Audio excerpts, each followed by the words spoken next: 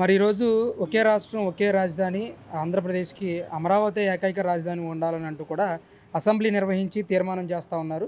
దీన్ని కేంద్రానికి కూడా పంపించి బిల్‌ని పాస్ చేసే విధంగా ముందుకెళ్తా ఉంది కూటమి ప్రభుత్వం.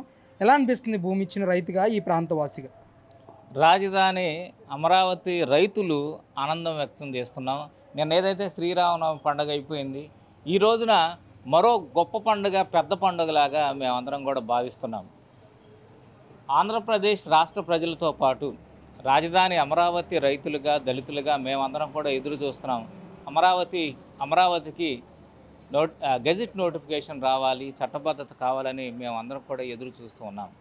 అదేవిధంగా ఏదైతే జగన్మోహన్ రెడ్డి ప్రభుత్వం, జగన్మోహన్ రెడ్డి పేటీఎం కుక్కలు వాళ్ళందరూ కూడా మొన్నటిదాకా గెజిట్ లేదు, చట్టబద్ధత లేదని చెప్పేసి కుక్కలు మురుగుతో వచ్చాయి.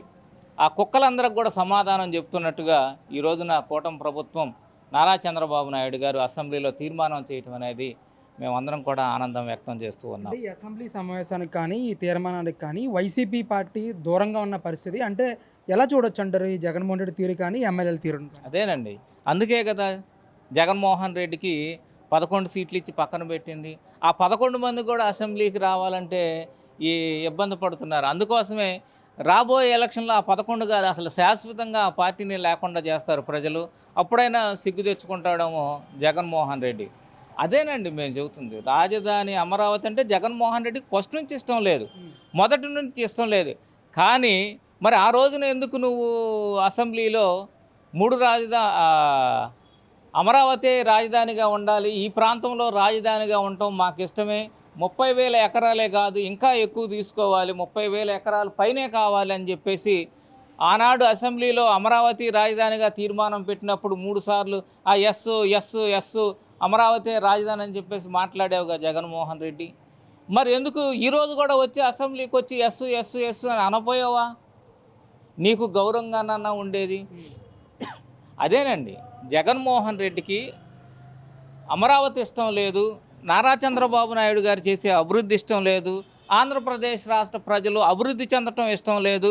ఏ కాడికి ఆంధ్రప్రదేశ్ని దాచుకుందాం అనే ఉద్దేశంతోనే జగన్మోహన్ రెడ్డి మాట్లాడాడు తప్ప, 5 సంవత్సరాలు కూడా అదే విధంగా పనిచేసాడు తప్ప అభివృద్ధి, సంక్షేమం అనేది మర్చిపోయాడు. అందుకోసమే ప్రజలందరూ కూడా ఆ పార్టీని మర్చిపోయారు. అంటే ఇక్కడ ముఖ్యంగా సజ్జల రామకృష్ణారెడ్డి మాట్లాడుతూ దీని మీద కూడా ఒక స్టేట్మెంట్ ఇస్తూ ఉన్నారు.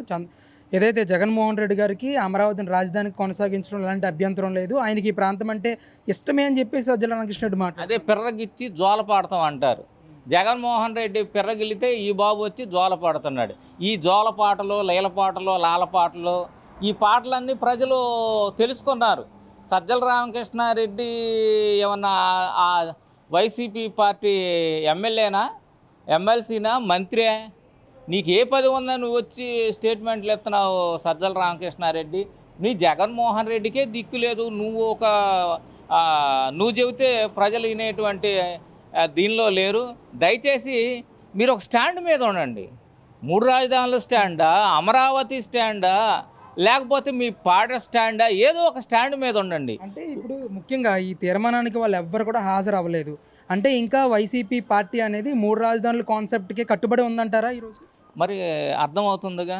ఇప్పుడు నీవు ఈ రోజున గౌరవ స్పీకర్ గారు అందరూ కూడా ఆహ్వానం పంపించారు. ఈ రోజున అమరావతి మీద తీర్మానం ఉంది, మీరు తప్పకుండా రండి అని చెప్పారు. మరి రావాలి కదా, మీ వైఖరి ఏంటో తెలియజేయాలి కదా.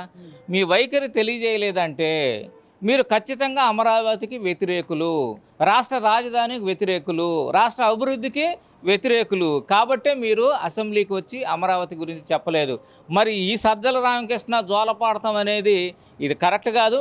ఉంటే ఒక స్టాండ్ మీద జావండి, లేకపోతే మీ స్టాండ్ ఏదో తెలియక జనం కూడా మీ పార్టీని, మీ స్టాండ్ని మర్చిపోతారు. అంటే రేపొద్దున ఒకవేళ జగన్మోహన్ రెడ్డి గెలిచినా ఇప్పుడు అమరావతికి అడిషనల్గా ఇంకో 2 రాజధానులు ఏర్పాటు చేసే అవకాశం ఉందంటారా? ఎందుకంటే గతంలోనూ కూడా ఈ 3 రాజధానుల విషయంలో వ్యతిరేకించినప్పుడు జగన్మోహన్ రెడ్డి గారు చెప్పిన అంశం ఏంటంటే, మేము అమరావతిని రాజధానిగా తీయట్లేదు, కొనసాగిస్తూనే ఇంకో 2 రాజధానులు యాడ్ చేస్తున్నాం అని చెప్పేసి మాట్లాడాడు ఆయన. ఇప్పుడు ఒకటండి, ఇప్పుడు జగన్మోహన్ రెడ్డి మాట ఎవరైనా వినే పరిస్థితి ఉందంటారా?